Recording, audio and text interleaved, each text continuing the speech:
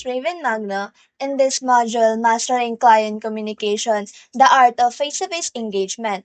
Mastering client communication in a person is an art form. It requires more than just knowing what to say and involves understanding how to say it, when to listen, how to read body language, and how to respond authentically in real time. These subtle human elements can turn a routine meetings into meaningful conversation that open doors and deepens partnerships.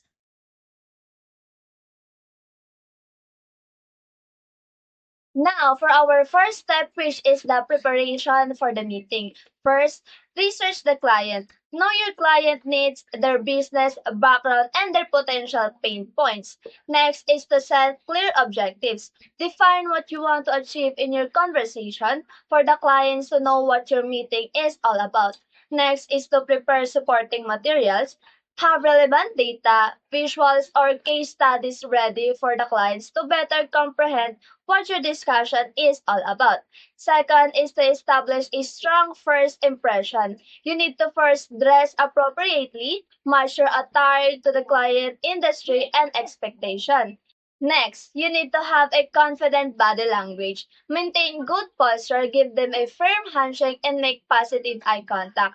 Lastly, you have to warm your opening. Start with a small talk or a friendly greet.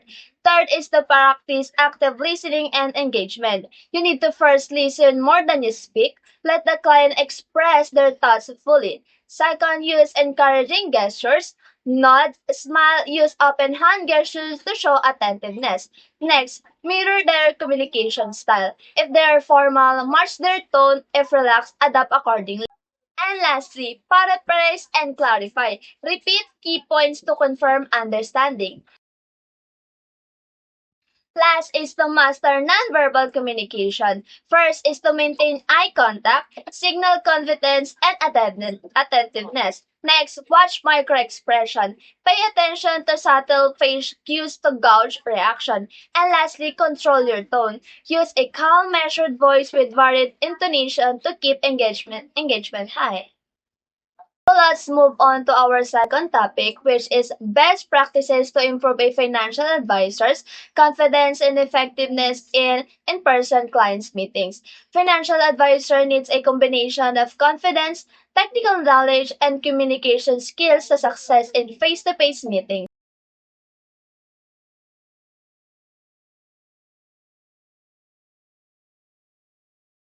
Master financial concepts, confidence comes from expertise, stay updated on market trends, investment strategies, and regulatory changes. Next, know your client. Review the client's financial history, goals, and risk tolerance before the meeting. Next, have a clear meeting agenda. Outline the key discussion points and potential question in advance. And lastly, prepare supporting materials. Use chart, report, or case study to reinforce your recommendation.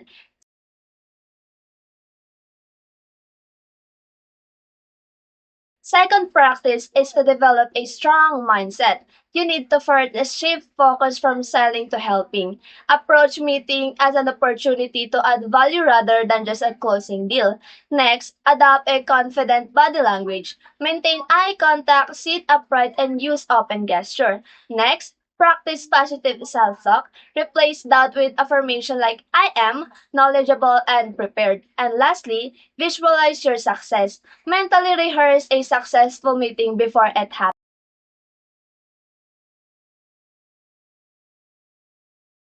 The third practice is to enhance communication and listening skill.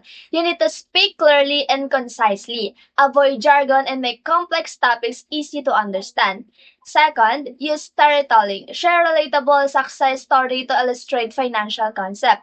Next is to ask engaging question. Encourage clients to express their concern and goals. And lastly, practice active listening. Show understanding by paraphrasing and summarizing their concern. The fourth practice is to manage client objection with confidence. You need to anticipate common concerns, be ready to address questions about market risk, fees, or investment performance. Second, response with facts and empathy.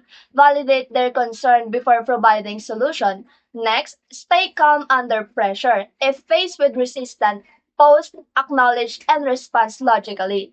And lastly, use data-driven insight. Support your recommendation with market analysis and projection. If one is to build stronger client relation, you need to establish rapport early. Start with small talk to create a comfortable environment. Next is to adapt the different personalities. Tailor your approach based on whether a client is detail-oriented, goal-driven, or emotional. And lastly is to demonstrate genuine care. Show that you prioritize their financial well-being over selling products.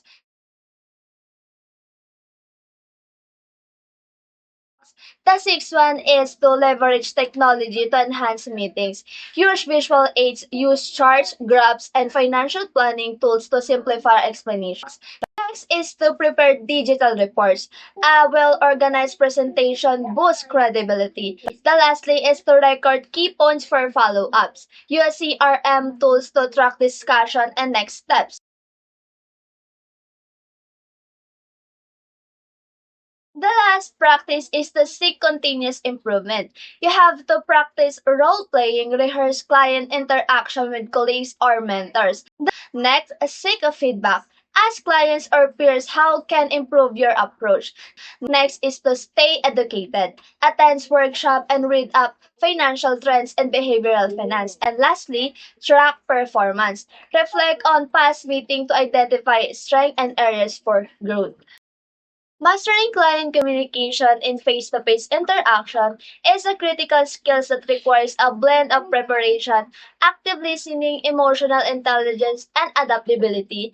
Effective communication goes beyond just conveying information. It involves build trust, understanding clients' needs, and fostering meaningful relationships. By honing verbal and nonverbal communication, demonstrating empathy, and refining persuasion techniques, professionals can create impactful conversation that drive stronger clients' connection. Additionally, handling objection with confidence, managing difficult conversation with voice, and continuously improving through feedback and practice are key to a long-term success. Ultimately, mastering the art of face-to-face engagements is an ongoing journey. Those who commit to developing their skills will not only enhance their professional relationship but also achieve greater success in client interaction, business growth, and long-term loyalty.